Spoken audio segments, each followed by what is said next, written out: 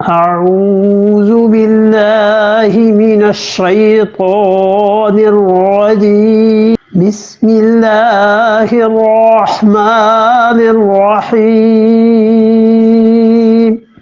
يا أيها الذين آمنوا لا تأكلوا أموالكم بينكم بالباطل إلا أن تكون تجارة عن تراض منكم ولا تقتلوا أنفسكم إن الله كان بكم رحيما بسم اللہ الرحمن الرحیم۔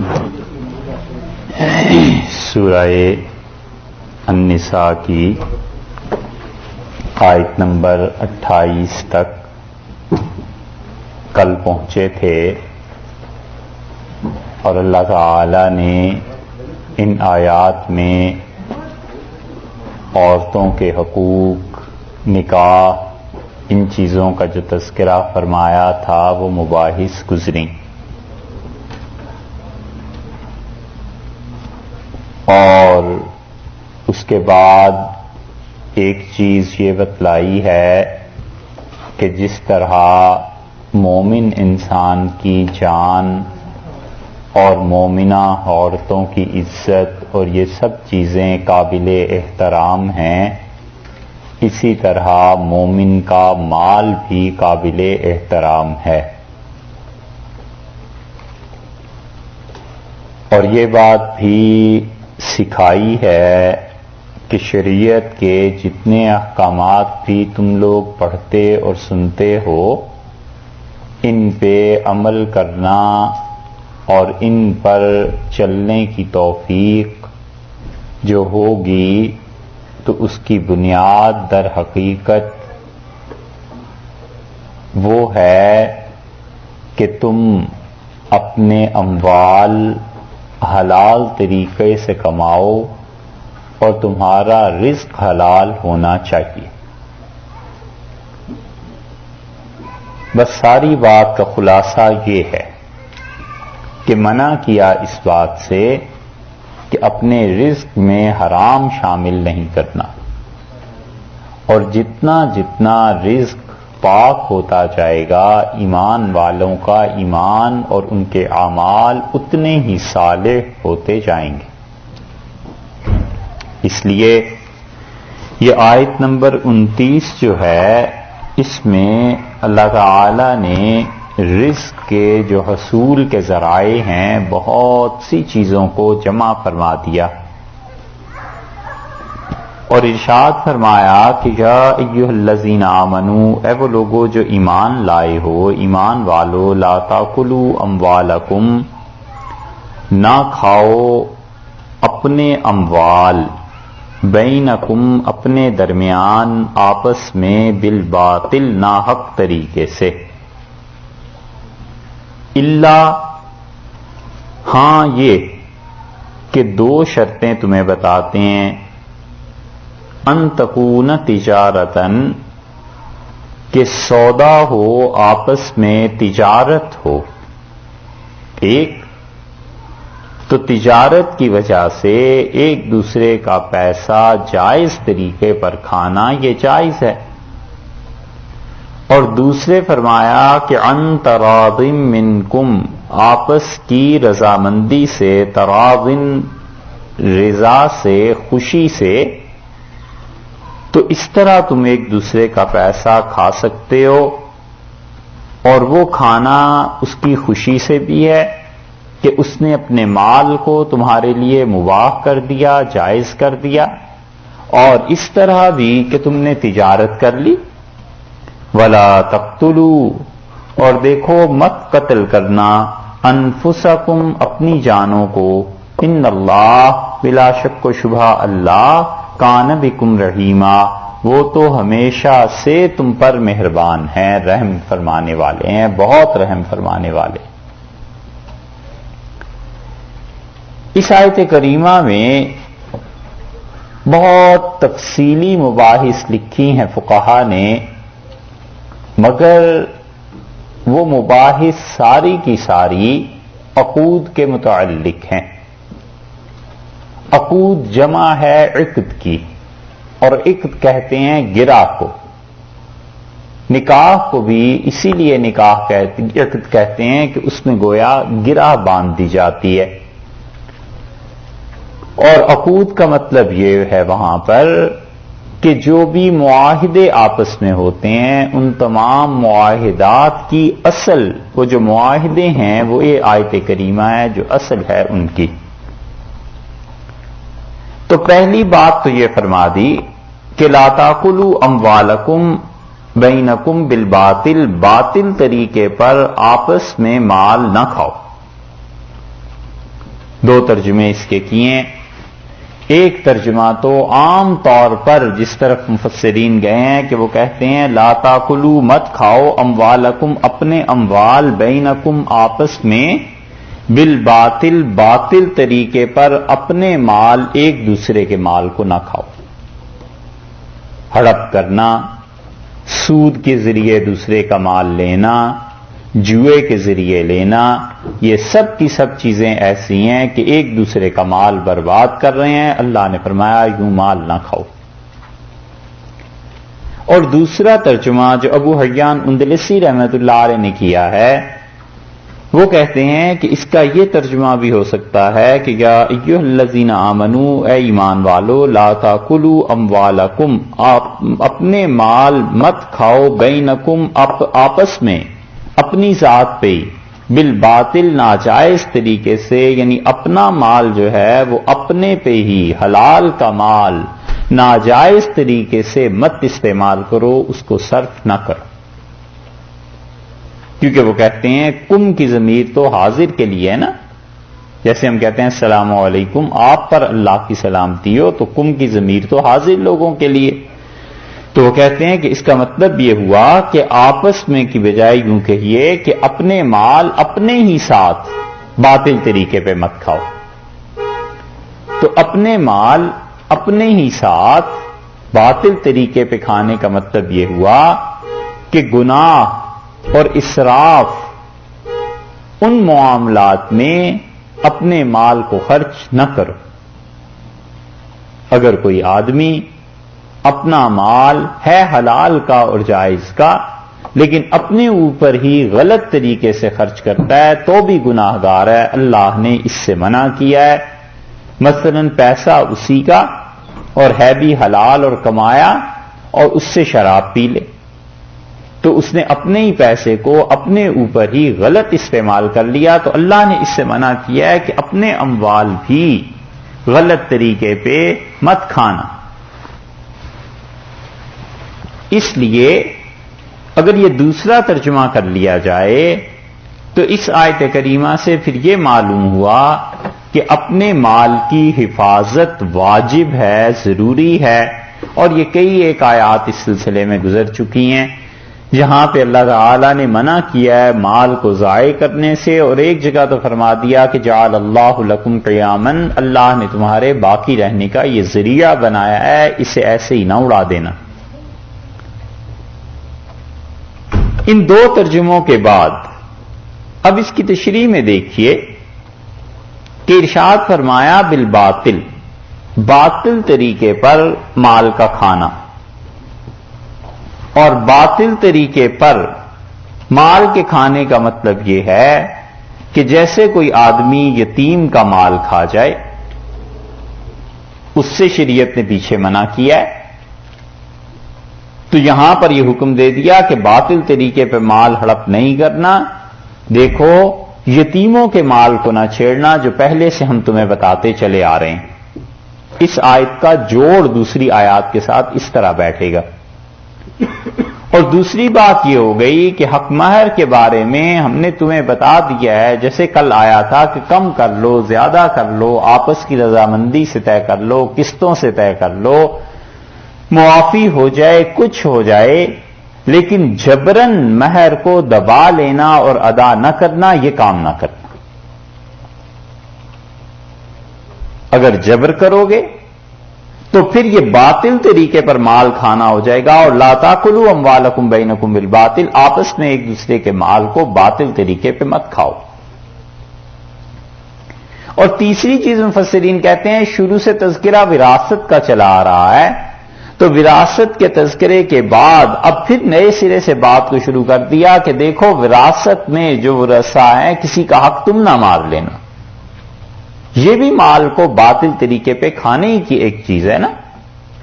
تو تینوں چیزوں سے منع کر دیا جو آیات میں مسلسل آ رہی تھیں، یتیموں کا تذکرہ چل رہا تھا کئی دن سے آپ سن رہے ہیں، اور مہر کا تذکرہ چل رہا ہے کئی دن سے، اور وراثت کے احکامات چل رہے ہیں، یہ بھی آپ نے اسی صورت میں پڑھا ہے۔ تو ان سب چیزوں کی طرف اشارہ فرما دیا کہ دیکھو کوئی بھی طریقہ ایسا نہیں ہونا چاہیے کہ تم لوگوں کے مال کو بغیر کسی وجہ کے ہڑپ کر جاؤ، اور مطلقاً یہاں پر منع کر دیا ہے کہ حرام کا مال نہیں کھانا، جو بھی تمہارے لیے حرام کا مال بنتا ہے چھوڑ دو اسے، اللہ ہاں دوسرے کے مال کو کھانے کی طریقہ یہ ہے کہ یعنی وہ جائز طریقہ کون سا ہے؟ اصل میں تو کوئی کسی کا مال کھائے ہی نہ، لیکن اللہ نے فرمایا ہے ان تکون تجارتن، آپس میں جو سودا کرتے ہو تجارت کرتے ہو اس کے ذریعے سے مال کھا سکتے ہو۔ اور تجارت کا لفظ جو لائے ہیں اس کا مطلب یہ ہے کہ تجارت میں بیع ہوتی ہے، مال کے عوض میں مال جاتا ہے۔ ایک آدمی نے چیز دی، اس کے عوض میں مال لے لیا، تجارت یہ ہو گئی نا۔ تو ارشاد فرمایا تجارت کے ذریعے ایک دوسرے کا مال جائز ہے۔ اوپن مارکیٹ ہے، آپ نے چیز رکھ دی، اسے بیچنا ہے، وہ لے اس کی مرضی نہ لے اس کی مرضی، پیسہ دیا اور اس کے عوض میں چیز لے لی۔ تو ایک صورت تو یہ ہوئی تجارت کی، اور دوسری صورت اس پہ تفسیر مظہری میں قاضی ثناء اللہ صاحب پانی پتی رحمت اللہ علیہ نے بڑی اچھی بات لکھی ہے۔ وہ کہتے ہیں کہ تجارت سے مراد ایک تو یہ ہے کہ بیع کے عوض میں بیع ہو جائے، مال کے عوض میں مال آ جائے، چیز کے عوض میں مال آ جائے، ایک تو یہ، اور دوسرے کہتے ہیں کہ محنت کے عوض میں مال آ جائے، یہ بھی تجارت میں وہ شامل کرتے ہیں قاضی ثناء اللہ صاحب رحمت اللہ علیہ، اور وہ کہتے ہیں کہ محنت کے عوض میں مال آ گیا ہے، یہ بھی تمہارے لیے جائز ہے، حلال ہے، کھاؤ۔ ایک آدمی نے محنت کی اور محنت کے عوض میں مال کمایا، جو کہ عام طور پہ مزدوری میں ہوتا ہی ہے، اور اسی میں پھر ساری چیزیں آ گئیں، اجارہ بھی آ گیا، مختلف چیزیں آ گئیں، جیسے کرایہ ہے کہ اس نے اپنی مشینری کو یوز کیا یا اس نے اپنے گھر کو یوز کیا، اور اس کے عوض میں جس کی اصل میں ملکیت تھی اسے کرایہ دے دیا۔ تو تجارت میں دونوں چیزیں آ گئیں، اور اللہ تعالی کا تجارت کا یہاں ذکر کرنا، اس سے استنباط کیا ہے مفسرین نے کہ مال کے معاملے میں سب سے اچھی چیز تجارت ہے۔ اس پہ بحث کی ہے فقہا نے، اور وہ کہتے ہیں کہ سب سے اچھی چیز تو مال غنیمت، کہ وہ بالکل حلال کا مال ہے، اور اس کے بعد وہ کہتے ہیں کہ تجارت ہے، اور اسی لیے وہ کہتے ہیں کہ ہر ایک آدمی کے لیے یہ فرض عین ہے کہ وہ اپنے لیے زندگی کو باقی رکھنے کے اسباب، ذرائع، مال کا کمانا، ان چیزوں کو کرے، کسب حلال، حلال کا رزق کمانا، یہ ہر آدمی کے لیے فرض ہے۔ اسی وجہ سے جو آدمی حلال کا رزق کماتا ہے وہ اپنا ایک فرض پورا کر رہا ہے، اور فرض کی ادائیگی پہ اللہ کے ہاں سے ثواب ہے، جیسے نماز پہ ثواب ہے، جیسے زکوٰۃ پہ، جیسے حج پہ، اسی طرح اس کے ذمے جو چیز فرض ہے اس پہ بھی ثواب ہے۔ اور حضرت عمر رضی اللہ عنہ نے تو تجارت کو جہاد سے بھی افضل قرار دیا، اور انہوں نے کہا یہ تجارت کا پیسہ اتنا زیادہ اچھا ہے اور اتنا پاک اور حلال مال ہے۔ اور دلیل میں وہ سورہ مزمل کی آیت کریمہ پیش فرماتے تھے، اور سورہ مزمل آپ دیکھیے اس سے سمجھ آتی ہے یہ بات، 29ویں پارے میں سورہ مزمل،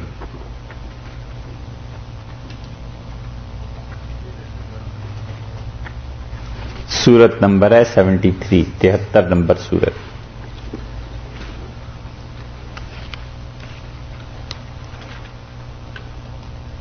اس کی آیت نمبر 20 دیکھ لیجئے.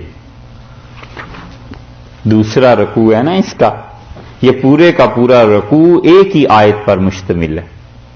پورے رکوع میں ایک ہی آیت، جہاں سے آخری رکوع، دو ہی تو رکوع ہیں، آخری رکوع جہاں سے شروع ہو رہا ہے ان ربک یعلم انک تقوم، اور آپ کا پروردگار خوب جانتا ہے کہ آپ رات کو اٹھتے ہیں، اس کے حضور میں کھڑے ہوتے ہیں. ادنا من ثلثی اللیل، ثلثی اللیل، رات کو اس وقت اٹھتے ہیں جب 2/3 رات گزر چکی ہوتی ہے. اور کبھی کبھی ونصفہ، آدھی رات کو آپ اٹھتے ہیں. وثلثہ، اور کبھی رات کا 1/3 حصہ گزر چکا ہوتا ہے. وطائفۃ، اور کتنے ہی لوگ ہیں، گروہ ہیں پورے کا پورا، الذین معک، جو آپ کے ساتھ اٹھتے ہیں اور تہجد کی نماز پڑھتے ہیں، اس لیے کہ وہ فرض تھی ابتدا میں. واللہ یقدر اللیل والنہار، اور لوگوں اللہ رات کو اور دن کو ماپتا ہے. کیسے ماپتا ہے؟ اس کے ہاں زمانے کی کیا مقدار ہے اور کتنا زمانہ اس کے ہاں ماپنے کے بعد تمہارا قبول ہے، کتنا نہیں، یہ اس وہی جانتا ہے. علم ان تحصوہ، اور اللہ کو معلوم ہے کہ تم اس کو اب پورا نہیں کر سکو گے. 10 سال تو رسول اللہ صلی اللہ علیہ وسلم پہ فرض رہی، اور 10 سال کے بعد اللہ نے کہا اچھا اب نفل ہے. 10 سال کوئی چھوٹی سی چیز ہے. اللہ نے فرمایا علم ان تحصوہ، اور اب تم اسے پورا نہیں کر سکو گے. تو کیا ہے؟ فتاب علیکم، اللہ نے حکم کو نرم کر دیا. فقرؤوا ما تیسر من القرآن، قرآن پڑھو جتنا تم پڑھ سکتے ہو آسانی سے. اور یہ دلیل لیا امام ابو حنیفہ رحمۃ اللہ علیہ نے کہ وہ کہتے ہیں جب کوئی نیا مسلمان ہو تو وہ پہلے ہی دن سورہ فاتحہ کو اور ساری چیزوں کو تو یاد نہیں کر لے گا، تو اسے نماز پڑھانی تو ضروری ہے. تو اسے یہ کہا جائے کہ فقرؤوا ما تیسر من القرآن، قرآن میں سے ایک سورت چھوٹی سی، ایک آیت، ایک حرف یاد ہے، بس اسی کے ذریعے اس کی نماز ہو جائے گی. ساری جگہ پہ وہی پڑھ لے. قرات جو ہے اس کی، وہ قرات فرض اور واجب جو تھی سورہ فاتحہ اور اس کے بعد ضم سورت کو ملانا، اس کا کچھ نہیں ہے. فقرؤوا ما تیسر من القرآن، قرآن جتنا آسانی سے پڑھ سکتا ہے پڑھ لے. علم ان سیکون منکم، اور اللہ کو معلوم ہے کہ تم میں سے مرضا کتنے ہی بیمار ہیں، رات کو نہیں اٹھ سکتے. وآخرون، اور کچھ ایسے ہیں یضربون فی الارض، جو زمین پہ سفر کرتے ہیں، چلتے پھرتے ہیں، گھومتے ہیں. یبتغون من فضل اللہ، اور وہ اللہ کا فضل تلاش کرتے ہیں. یہ ہے تجارت. وآخرون، اور ایک گروہ ایسا ہے یقاتلون فی سبیل اللہ، جو اللہ کی راہ میں جہاد کرتا ہے. حضرت عمر رضی اللہ عنہ کہتے تھے کہ جہاد سے پہلے تجارت کا ذکر کرنا، اپنے بیوی بچوں کے لیے کمانے کا ذکر کرنا، اس کا مطلب یہ ہے کہ جہاد سے افضل چیز یہ ہے. اور اسی لیے انہوں نے فرمایا کہ میں اپنے بیوی بچوں کے لیے رزق کماتا ہوا کسی بھی وادی میں، حجاز کی، عربوں کی کسی بھی وادی میں، فرمایا میرا انتقال ہو جائے لا ابالی، میں کوئی نہیں اس میں پرواہ سمجھتا. میرے لیے اللہ کی راہ میں جہاد میں سر اتر جائے اور اپنے بیوی بچوں کے لیے رزق کماتے میں جان دے دوں خدا کی راہ میں، میرے لیے سب برابر ہے. اور یہ آیت پڑھتے تھے. اس لیے جو لوگ حلال کا رزق کماتے ہیں اپنے بیوی بچوں کے لیے، وہ کوئی چھوٹی سی عبادت تھوڑی، بڑی عبادت ہے ان کی بھی. تو ایک چیز تو یہ ہوئی تجارت کی، کہ تجارت میں حقیقتاً الا ان تکون تجارتاً، تجارت ہو. اور اگر حقیقی تجارت نہیں ہے، یہ تجارت کی ایک قسم ہے. 4 قسمیں ہم آپ سے عرض کریں گے. یہ پہلی قسم ہے تجارت کی جو حقیقی ہے، اور اللہ نے اس میں برکت کو بھی کہا ہے، اور اللہ تعالیٰ نے یہاں کہا ہے کہ تم اس کے ذریعے ایک دوسرے کا مال لو، بالکل ٹھیک ہے.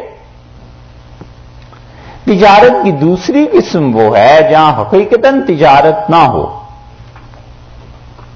جوا، سٹا، سود. تو یہ بے جو ہے، یہ جو پیسے دے رہا ہے اور اس کے عوض میں پیسے وصول کر رہا ہے، تو پیسے کے عوض میں جو پیسہ بڑھ کر آ رہا ہے وہ سود ہے نا.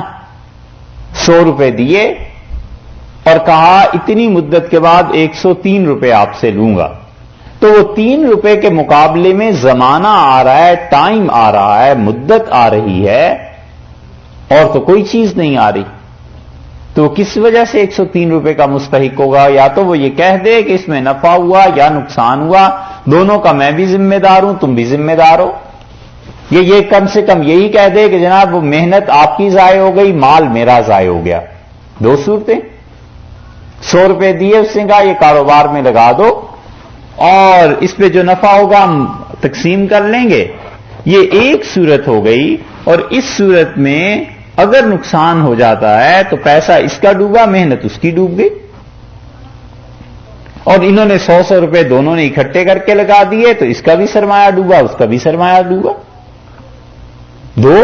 اور تیسری صورت یہ کہ 100 روپے لگا دو اور 103 روپے واپس کرنا. تو یہ 3 روپے کس چیز کے عوض میں وہ لا رہا ہے؟ ٹائم کی وجہ سے نا، کہ 1 مہینہ 2 مہینے مہلت دے دی. یہ ہے سود، اور اس کو بھی حرام قرار دیا ہے. تو اس لیے تجارت جہاں پہ حقیقت نہ ہو بلکہ تجارت کے نام پہ جوا ہے، سٹا ہے، لاٹری ہے، اس قسم کی چیزیں، تو فقہا اسے نام دیتے ہیں بیع باطل کا، کہ یہ بیع سرے سے ہوتی ہی نہیں، یہ باطل ہے. 2 چیزیں ہو گئیں، ایک حقیقی تجارت اور ایک تجارت کے نام پہ یہ چیز. تیسری قسم کی تبادلہ ایسا ہے جو اموال متبادل ہوتے ہیں اور فریقین کی رضامندی سے نہیں ہوتے. اور وہ فقہا بیع فاسد قرار دیتے ہیں، باطل نہیں. باطل اور فاسد میں وہ فرق کرتے ہیں. باطل تو جو سرے سے منعقد ہی نہیں ہوتی، اور فاسد وہ جو ہو جاتی ہے لیکن اس میں پھر بھی فساد رہتا ہے، مال قطعی طور پر حرام نہ بھی ہو تو بھی وہ اس میں کراہت آ جاتی ہے. بیع فاسد کہلاتی ہے کہ کسی نے پیسے دے دیے اور دوسرے نے وصول کر لیے، لیکن دینے والے نے کوئی اپنی خوشی سے نہیں دیے. مثلا کرایہ تھا، اس نے دینا تھا اور کرایہ دار کو ساری چیزیں طے ہو گئی تھیں. اب وہ کہتا ہے کہ آپ کے گھر میں یہ نقصان ہو گیا اور یہ میں نے اس میں پورا کر لیا ہے کہ آپ کے گھر میں یہ چیز ٹھیک کرا دی. وہ کہتا ہے صاحب نہیں، یہ ٹھیک کرانا آپ نے غلط کیا، مجھے تو آپ پیسے دیں پورے کرائے کے. تو یہ بیع جو ہے نا، یہ چاہے وہ بیچارہ دے گئی کہ مجھے اب یہ گھر سے نکالے گا تو میں کہاں جا کے سر چھپاؤں گا، تو یہ دے دیتا ہے پیسے، لیکن وہ جو پیسے لے رہا ہے اس کے لیے وہ جائز نہیں ہے. یہ ہے بیع جو فاسد ہے، باطل نہیں. 3 چیزیں ہو گئیں. چوتھی چیز کو فقہا اگرچہ الگ کرتے ہیں بعض، لیکن در حقیقت وہ تیسری ہی قسم میں شامل ہو جاتی ہے محققین کے نزدیک، اور وہ کہتے ہیں کہ طرفین سے اموال کا تبادلہ ہو. یہ بھی مال دے رہا ہے، وہ بھی مال دے رہا ہے، دونوں دے رہے ہیں، مال اپنا صرف کر رہے ہیں، اور بظاہر رضامندی بھی ہے، بظاہر وہ راضی ہیں، لیکن در حقیقت وہ راضی نہیں ہیں، وہ ناخوشی سے اپنا پیسہ ایک دوسرے کو دے رہے ہیں یا چیزیں دے رہے ہیں، یا ایک فریق کم سے کم ناخوشی سے دے رہا ہے اور مجبور ہے، اس لیے وہ اس سودے کو طے کر رہا ہے کہ اپنی مجبوری سے. مثلا یہ بیع فاسد ہی سمجھ لیجیے، تیسری قسم، بعض اسے چوتھی قسم قرار دیا. ایک آدمی نے ساری مارکیٹ سے چیزیں اٹھا لی اور اسے پتا ہے لوگوں کو اب ضرورت پیش آنی ہے، مہینے بعد، 2 مہینے بعد، 4 مہینے بعد. تو ایک تو اس کی چیزیں اس نے اٹھا لی کہ وہ کہتا ہے لوگوں کو میں بیچ دوں گا، روپے کا سوا لے لیا اس نے، ٹھیک ہے، اس نے اپنے پیسے کو انویسٹ کیا تھا، اس کی وجہ سے، انویسٹمنٹ کی وجہ سے اس نے اپنا نفع کمایا ہے، ٹھیک ہے. ایک یہ ہے کہ وہ اس قیمت کو اتنا بڑھا دے کہ سارا معاشرہ اس سے ڈسٹرب ہو جائے اور لوگ صاف یہ پتا چل جائے اور کہنے لگیں کہ صاحب یہ چیز 100 روپے میں بکتی تھی، اب دیکھو اس نے ساری مارکیٹ سے اٹھا لی ہے اور اب اسے 300 روپے میں اس لیے بیچ رہا ہے کہ لوگوں کو اس کی ضرورت پیش آ رہی ہے۔ تو جس کو ضرورت پیش آئے گی وہ خریدے گا جا کے، لیکن اپنی خوشی سے 300 تو نہیں دے رہا۔ یہ ہے بیع فاسد، کہ 100 روپے تو اس میں سے جائز ہی ہوئے، اس کے 125 بھی جائز ہو گئے، چلیے باقی جو اس نے استعمال کیا 175 روپے جو زیادہ لے لیے، یہ بیع فاسد ہے۔ کئی قسمیں اس کی فقہا نے لکھی ہیں، اور قرآن پاک کے اس ایک لفظ تجارتن عن تراض، وہ تجارت جو باہمی خوشی سے ہو، بس اس پہ فقہا نے پوری کتابیں لکھ دی ہیں کہ وہ کیا ہے۔ اسی طرح اب اس کی ایک اور مثال سمجھیے، شوہر ہے، بیوی نے اپنا حق مہر اس سے لینا تھا، بیوی کو پتا ہے کہ 5 لاکھ اس نے حق مہر لکھوایا اور وہ خوش ہے اس پہ کہ اسے پیسہ ملے، کوئی بھی وجہ ہو، پیسے کی محبت اس کے دل میں ہو، کوئی بھی وجہ ہو، اس کی ضرورت ہو، وہ عورت چاہتی ہو کہ کس طرح میرے مستقبل کا تحفظ ہو، 20 صورتیں نکل سکتی ہیں کہ پہلے شوہر نے ایسے ہی میرے ساتھ کیا تھا، اب دوسرے کے ساتھ نکاح ہوا ہے، 5 لاکھ 10 لاکھ اس سے وصول کر کے بینک میں رکھوں کہ یہ بھی مجھے طلاق دے کے چلتا بنے تو میرے اخراجات کا چیزوں کا کیا ہوگا، کوئی بھی وجہ ہو، وہ مہر لینا چاہتی ہے، شوہر ایسے حالات پیدا کر دیتا ہے کہ وہ اپنے مہر سے دستبردار ہو جائے اور تنگ آ کے کہے کہ میں نے معاف کر دیا۔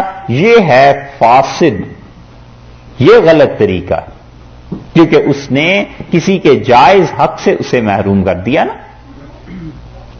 یہ بیع فاسد کے درجے میں آ جاتی ہے چیز، وراثت میں بھی آ جاتی ہے۔ مثلا لڑکی کو وراثت ملتی ہے اپنے باپ کی طرف سے، وہ نہیں لیتی، لے کے اس نے واپس کر دیا، خالصتاً اسی کا مال ہے، اپنے بھائیوں سے نہیں لینا چاہتی، اسے پتا ہے کہ میرے بھائی تو سارے بیچارے غریب ہیں، بہنیں غریب ہیں، اور میں وراثت میں اگر 50,000 لے کے بیٹھ جاؤں گی تو ہے تو میرے ہی حصہ، لیکن بہن بھائیوں کا کیا ہوگا، وہ اس 50,000 کو واپس دے دیتی ہے اپنے بہن بھائیوں پہ کہ آپ لوگ اسے رکھیے۔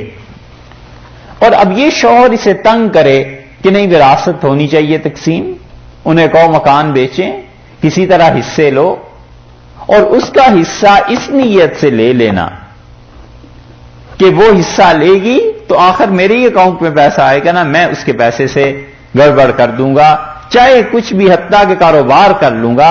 یہ بھی غلط طریقہ ہے، کیونکہ اس کو مجبور کیا گیا عورت کو کہ وہ جا کے اپنا حصہ وصول کرے، نہیں لینا چاہتی بھئی کسی بھی وجہ سے، تو وہ اس کا اپنا معاملہ ہے، یہ اس میں دخل کیوں دے رہا ہے؟ اس لیے اللہ نے یہاں جو رضا کی شرط لگائی ہے نا، رضا تجارت میں بیع فاسد کے جتنے طریقے ہیں وہ سب اس سے نکل گئے۔ اسی کی ایک صورت وہ بھی ہے جو معاشرے میں رشوت ہے، کہ پیسہ آدمی کیوں اپنی خوشی سے دے، وہ کہتا ہے صاحب آپ ہمارا کام کر دیں، یہ گورنمنٹ کی ذمہ داری ہے، وہ کہتا ہے ٹھیک ہے پھر گورنمنٹ کی ذمہ داری ہے تو ہے، میں بھی انہی کا ملازم ہوں، کر دوں گا۔ اسے پتا ہے کہ اگر یہ کام نہ ہوا 1 ہفتے میں، 2 ہفتے میں، مہینے میں، تو میں آخر اس چیز کو ہار جاؤں گا، بہت شدید نقصان ہوگا، کچھ بھی نہیں ہوگا تو روز میرا وقت ضائع ہوتا ہے، مجھے آنا پڑتا ہے، ایک ذہنی کوفت ہے۔ اب یہ کہتا ہے صاحب 100 روپے لے لو اور کام کر دو، وہ کہتا ہے ہاں بس یہی بات تھی، 100 روپے دے دیجئے آپ کا کام ہو جائے گا۔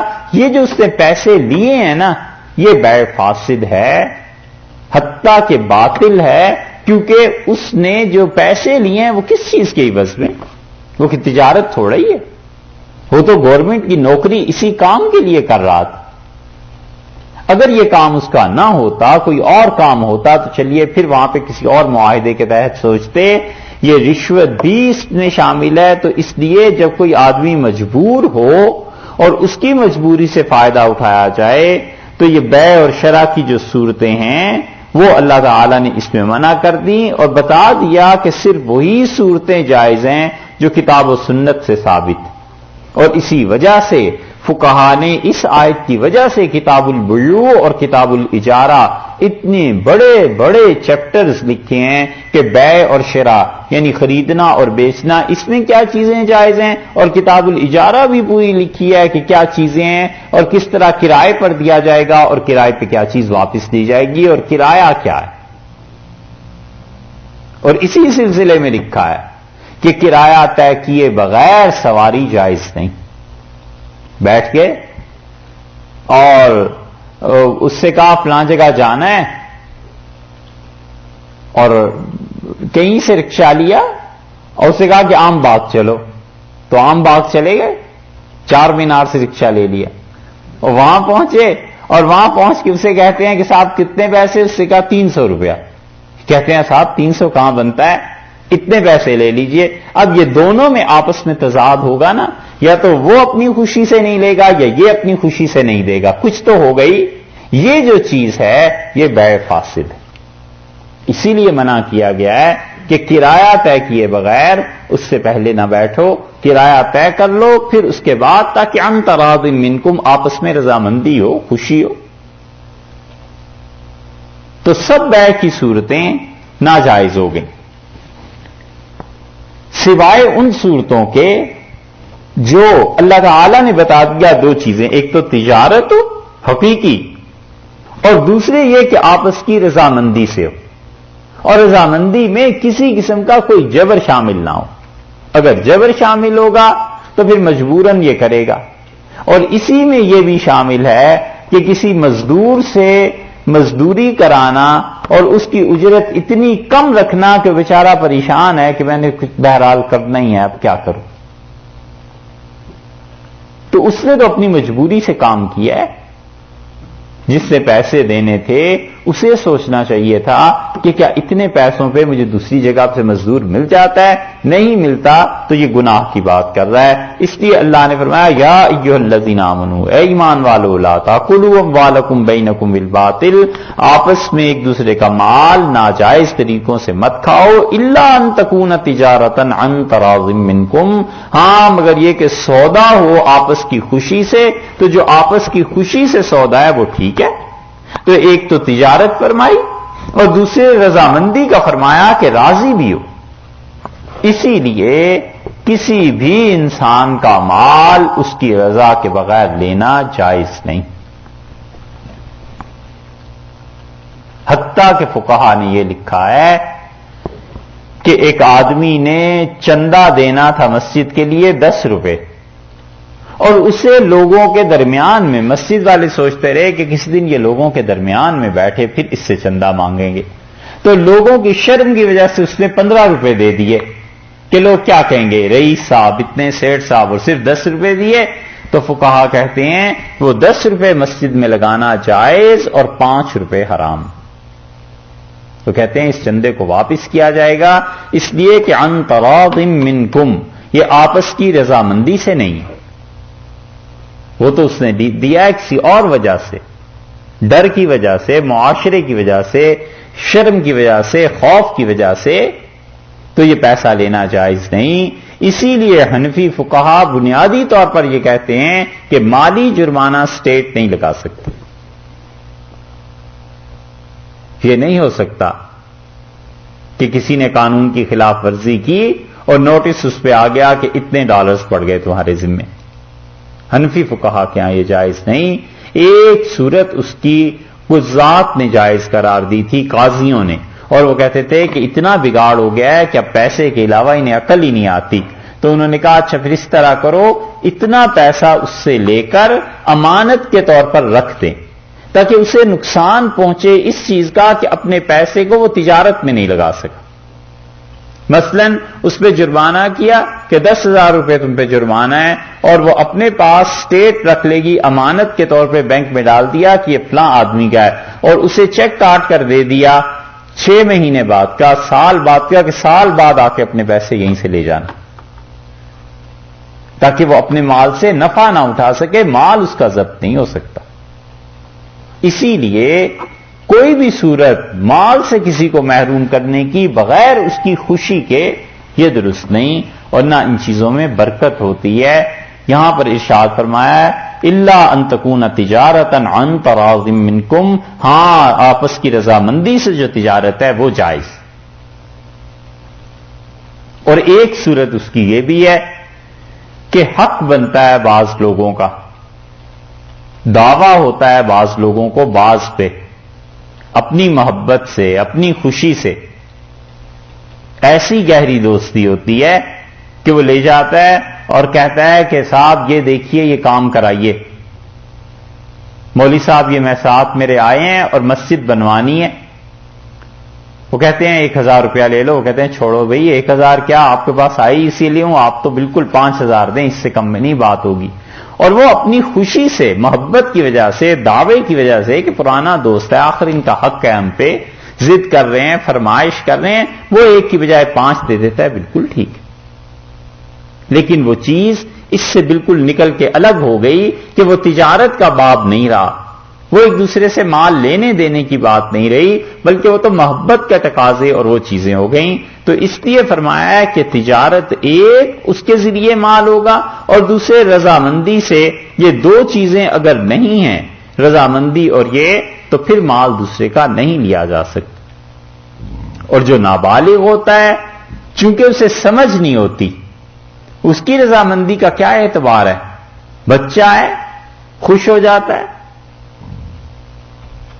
شیخ سعدی رحمت اللہ نے لکھا ہے کہ میرے والد نے مجھے انگوٹھی بنا کر دی، میں بچہ تھا اور اس میں ہیرا لگوایا،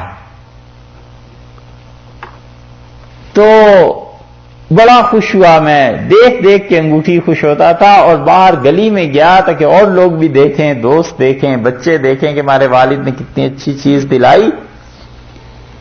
اور ایک ٹھگ آ گیا گلی میں، شاید بنارس کا ہو، اور آ کے اس نے مجھ سے کہا بیٹے یہ کھجور کھاؤ. تو جب میں نے کھجور کھائی تو بہت میٹھی تھی. اس کا بیٹے اچھی لگی. میں نے کہا ہاں، اس کا ایک اور لے لو. وہ بھی کھائی. پھر اس نے کہا بیٹے اس کھجور کو، گٹھلی کو پھینک دو، اسے نہ چوسو، یہ انگوٹھی جو تمہاری ہے نا اسے چوسو. تو میں نے انگوٹھی نکال کے منہ میں ڈالی اور چوستا رہا. پھر اس نے کہا بیٹے یہ زیادہ اچھی لذیذ معلوم ہو رہی کہ کھجور. میں نے کہا کھجور. انہوں نے کہا اسے پھینک دو اور کھجور لے لو. تو میں نے انگوٹھی پھینک دی اور 2-4 اور کھجوریں اس نے لب بھر کے مجھے دیں اور انگوٹھی لے کے چلتا بنا. تو میں جب گھر آیا تو میں نے والد سے کہا کہ وہ تو اس میں کوئی مزے کی چیز ہی نہیں تھی، اتنی کھجوریں لائے ہم. تو میرے والد نے پھر سے کہا، وہ ہنسے اور کہا بیٹے انگوٹھی پھر بنا دیں گے، کوئی بات نہیں، لیکن دین سنبھال کے رکھنا، کہیں ایسے نہ ہو کہ تم بڑے ہو جاؤ اور کوئی تمہیں چکما ایسے ہی دے اور تمہارا دین لے کے چلتا بنے.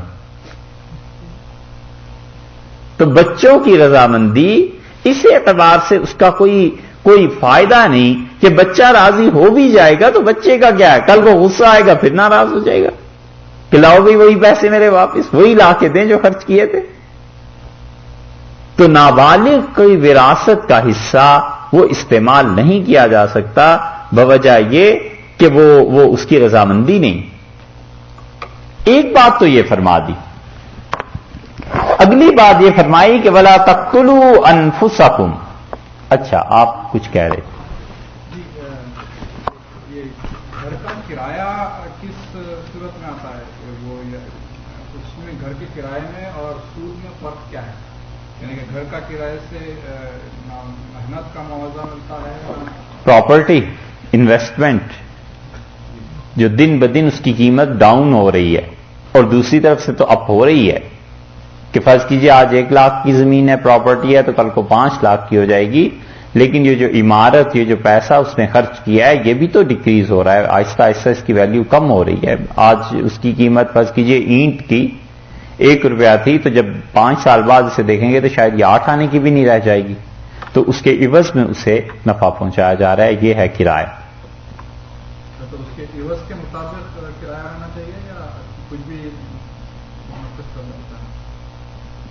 کرائے میں فقہا نے مختلف چیزیں لکھی ہیں اور عرف دیکھنا چاہیے وہاں کا عرف کیا ہے. وہاں عرف عام میں جو چیزیں طے پاتی ہیں اس کے مطابق ہونا چاہیے. دوسری چیز فرمائی کہ وَلَا تَقْتُلُوا أَنفُسَكُمْ، اور تم مت قتل کرو ایک دوسرے کو. اب یہ جو یہ فرمایا کہ ایک دوسرے کو قتل نہ کرو، تو اس کی تین باتیں ہیں. ایک تو یا اس لیے اللہ تعالیٰ نے فرما دیا کہ مطلب یہ ہے کہنے کا کہ اگر تم ایک دوسرے کے مال کو ہڑپ کرنے لگ جاؤ گے تو یہ تو ایک دوسرے کو قتل ہی کرنا ہے، معاشی طور پر قتل ہو جائے گا، رہ نہیں سکو گے اور پورے معاشرے میں فساد پھیل جائے گا. یہ نہ کرو. دوسری چیز جو اکثر مفسرین گئے ہیں وہ کہتے ہیں کہ یہاں پر مال کا تذکرہ پہلے فرمایا، اس کے بعد جان کا تذکرہ فرمایا کہ ایک دوسرے کی جانیں یہ بھی بڑی قابل عزت اور قابل احترام ہیں. تم ایک دوسرے کو قتل نہ کرو، فساد کے جتنے طریقے تھے انہیں ختم کر دیے کہ جھگڑا اور نوبت قتل تک اس کی پہنچ جائے. یہ نہیں ہو سکتا. جب زیادہ جھگڑا بڑھ جائے گا تو اسٹیٹ کے پاس چلے جاؤ، حکمرانوں کے پاس چلے جاؤ، عدالت میں جاؤ، وہ اس کا فیصلہ کریں. اور اسی لیے حضرت عمر رضی اللہ عنہ اپنے دور میں بار بار جن چیزوں کو لوگوں کو کہتے تھے، ہمارا زمانہ ہوتا تو گویا روز اشتہار اس بات کا میڈیا میں آتا. حضرت عمر رضی اللہ عنہ فرماتے تھے جب بھی کہیں جھگڑا ہو جائے ایک تیسرے آدمی کو ثالث مقرر کر لو اور آپس میں مسئلے طے کر لو، ہمارے پاس نہ آنا. اور اگلی آیات میں بھی چل کے آ رہا ہے، حضرت عمر رضی اللہ عنہ کہتے تھے جب عورتوں کا اور مردوں کا جھگڑا شروع ہو جائے خاندان میں، گھر میں، میاں بیوی میں، بہن بھائی میں، تو فرماتے تھے اپنے محلے میں کچھ لوگوں کو بٹھاؤ اور وہیں پہ بات طے کر لو، ہمارے پاس نہ آنا، کیونکہ عدالت کے فیصلے ارشاد فرمایا دلوں میں بغض پیدا کر دیتے ہیں، دشمنی پیدا کر دیتے ہیں، اور میں نہیں چاہتا میری رعایا میں ایک دوسرے سے دشمنی پیدا ہو جائے. تو دوسری بات کی ہوگی.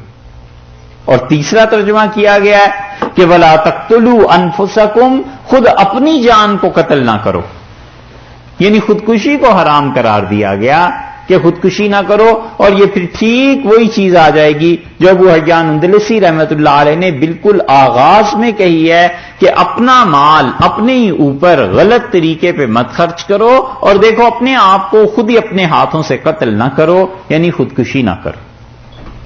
تو خودکشی کی بھی حرمت یہاں سے ثابت ہوئی کہ حرام ہے، لیکن خودکشی ہمارے نزدیک کبیرہ گناہوں میں سے ہے جو آدمی جان بوجھ کر کرتا ہے. کبیرہ گناہ ہے بشرطے کہ اس کے لیے کوئی عذر موجود نہ ہو، اور اگر کوئی قوی عذر موجود ہے اور وہ پھر اپنی جان کو ہلاک کر دیتا ہے تو امید ہے اللہ کے ہاں اس سے پوچھ نہیں ہوگی. لیکن یہ قوی عذر بہت بڑا عذر ہونا چاہیے. یہ نہیں ہے کہ ہر آدمی سمجھے کہ جو میں سوچ رہا ہوں یہ قوی عذر ہے، یہ بڑی اسٹرانگ ریزن ہے اس کی. خودکشی میں سب سے پہلی بات تو یہ ہے جو ہمارے سارے فقہا اور پوری امت اس بات کی قائل رہی ہے کہ یہ گناہ کبیرہ ہے، اور کبیرہ گناہ کے مرتکب کا جنازہ پڑھا جائے گا. اس لیے اگر کسی آدمی نے خودکشی کی ہے تو اس کا جنازہ پڑھنا چاہیے، پڑھا جائے گا، کیونکہ اللہ اگر چاہے گا تو اپنے فضل سے اسے معاف کر دے گا، اور نہ چاہے تو کوئی کسی کے لیے بھی اللہ نہ چاہے، وہ تو اللہ کے اختیار کی بات ہے. البتہ ہم اس کا جنازہ بھی پڑھیں گے، اس کے لیے دعا بھی مانگیں گے، ایصال ثواب بھی کریں گے. خودکشی کرنے والے کے لیے یہ سارے حقوق ثابت ہیں، کوئی حق اس کا ضائع نہیں ہوتا، کیونکہ حضور اقدس صلی اللہ علیہ وسلم کے زمانے میں بھی خودکشی ہوئی ہے، اور رسول اللہ صلی اللہ علیہ وسلم نے ہی بتایا ہے کہ اس کو اللہ نے جنت میں بھیجا. حضرت ابو طفیل رضی اللہ عنہ کہتے ہیں ایک صحابی، اور وہ لوگ بہت مضبوط تھے، مکہ مکرمہ میں ایمان لائے، اور جس طرح سرداروں کی، نوابوں کی چھوٹی چھوٹی ریاستیں ہوتی ہیں، ان کا ایک ٹکڑا ایسا تھا، اور ان کی فوج اپنی تھی، اسلحہ بھی اپنا تھا. عربوں میں بہت سے ایسے تھے جن کے ذاتی اسلحہ خانے ہوا کرتے تھے. رسول اللہ صلی اللہ علیہ وسلم نے فتح مکہ کے بعد ایک کافر تھے، پھر وہ مسلمان ہو گئے، حضرت صفوان رضی اللہ عنہ، ان سے کہا کہ مجھے اسلحہ چاہیے، تو انہوں نے اپنے ذاتی اسلحہ خانے میں سے 300 زرہیں پیش کی. تو ایسے بڑے بڑے اسلحے والے بھی ہوتے تھے. اور ایسے ابو طفیل رضی اللہ عنہ کی روایت مسلم میں اور مسند احمد میں آتی ہے، انہوں نے مکہ مکرمہ میں رسول اللہ صلی اللہ علیہ وسلم سے کیا کہ اللہ کے رسول سب کچھ چھوڑ دیں، میرے ہاں آ جائیں، میری اپنی فوج ہے، اپنا اسلحہ ہے، نبٹ لیں گے ان سے مکہ والوں سے جو کچھ یہ کرتے ہیں۔ تو رسول اللہ صلی اللہ علیہ وسلم اللہ نے مجھے جہاد کا حکم نہیں دیا۔ مدینہ منورہ ہجرت ہو گئی اور وہاں کی آب و ہوا انہیں راس نہیں آئی، اور انہوں نے حضرت صلی اللہ علیہ وسلم سے عرض کیا کہ میری بیعت کو توڑ دیں اور میں واپس جاتا ہوں۔ تو رسول اللہ صلی اللہ علیہ وسلم نے فرمایا نہ، میں بیعت کو نہیں توڑتا اور نہ میں تمہیں واپس جانے کی اجازت دیتا ہوں۔ اور اکثر صحابہ رضی اللہ عنہ کو ابتدا میں بخار ہو گیا تھا بہت شدید، یہاں تک کہ یثرب کہتے ہی اس کو مدینہ منورہ کو اس لیے تھے کہ وبا کی جگہ، بیماری کی جگہ، وہاں بہت وبائیں آتی تھیں۔ اور اسی وجہ سے رسول اللہ صلی اللہ علیہ وسلم نے یہ فرمایا کہ میں نے آج خواب میں دیکھا ایک عورت تھی، اس کے بال بکھرے ہوئے تھے اور وہ اس شہر سے نکل گئی، اور آپ نے فرمایا میں اس کی تعبیر یہ دیتا ہوں کہ اب یہ شہر پاک ہو گیا اور اب وبائیں اور بلائیں اس میں نہیں آئیں گی، اور ارشاد فرمایا کہ اب کوئی اسے یثرب نہ کہے، اور تم میں سے جو شخص سے یثرب کہے گا اسے چاہیے کہ 10 مرتبہ مدینہ کہے اس نے میرے شہر کی توہین کی۔ یہ جو بہت سے لوگ والی یثرب اور آقائے یثرب کہتے پھرتے ہیں نا، منع کرنا چاہیے۔ رسول اللہ صلی اللہ علیہ وسلم نے اس برے نام سے منع کیا ہے کہ میرے شہر کو ایسا برا نام نہ دو، نہیں کہنا چاہیے۔ اکثر صحابہ رضی اللہ عنہ بخار میں رہتے تھے، انہوں نے کیا کیا، ایک دن صبح کے وقت اٹھ کے باہر گئے اپنی ضروریات کے لیے، اور جب دیر تک واپسی نہیں ہوئی تو کسی نے جا کے دیکھا تو انہوں نے دراتی ایک چیز لے کے اپنے دونوں ہاتھوں کو کاٹ ڈالا تھا، اور خون بہہ گیا بہت زیادہ، اور شہید ہو گئے۔ اور ان کا جنازہ ہوا، تدفین ہوئی، اور ایک صحابی رضی اللہ عنہ جو ان کے بڑے اچھے دوست تھے، انہیں بڑا دکھ تھا اپنے اس دوست کا، اور انہوں نے آ کے عرض کیا کہ اللہ کے رسول، کئی دنوں کے بعد، ایک مدت کے بعد انہیں آ کے عرض کیا میں نے آج رات اپنی اس دوست کو خواب میں دیکھا جس نے خودکشی کر لی تھی، اور وہ جنت میں پھر رہا تھا ایسے کہ اس نے اپنے دونوں ہاتھ چھپائے ہوئے تھے ایسے۔ تو میں نے اس سے کہا کہ کہاں؟ اس نے کہا جنت میں۔ میں نے کہا کیسی گزر رہی؟ بڑا خوش تھا۔ میں نے کہا کیا ہوا؟ تو انہوں نے کہا کہ اللہ تعالی نے بلایا اور مجھ سے کہا کہ تم نے ہمارے نبی صلی اللہ علیہ وسلم کے ساتھ ہجرت کی ہے، وَإِنَّ لِلْهِجْرَةِ لَشَأْنٌ، اور ہجرت بہت بڑی چیز ہے، ہمیں بڑی پسند ہے، اور ہم تمہیں معاف کرتے ہیں، چلے جاؤ جنت۔ تو میں نے عرض کیا کہ اللہ یہ جو میرے ہاتھ ہیں میں خراب کر کے لے آیا ہوں، انہیں ٹھیک کر دیں۔ تو اللہ نے مجھ سے فرمایا کہ لَن نُصْلِحْ لَكَ مَا أَفْسَدْتَ، ہم ہرگز اس چیز کو ٹھیک نہیں کریں گے جسے تم اپنے اختیار سے بگاڑ کر لائے ہو۔ ہم جو چیزیں صحیح دیں اور لوگ اپنے اختیار سے بگاڑ لیں پھر ہم ٹھیک نہیں کیا کرتے، اس سمیت چلے جاؤ۔ تو حضور اقدس صلی اللہ علیہ وسلم پہ اتنا رحمت کا غلبہ تھا کہ یہ خواب سنتے ہی آپ نے سامنے ہی سب کے ہاتھ اٹھا دیے، اور آپ نے فرمایا اللہم اغفر لیدی، اللہ جہاں سارا جسم معاف ہو گیا ہاتھوں کو بھی معاف کر دیں۔ بات ختم ہو گئی۔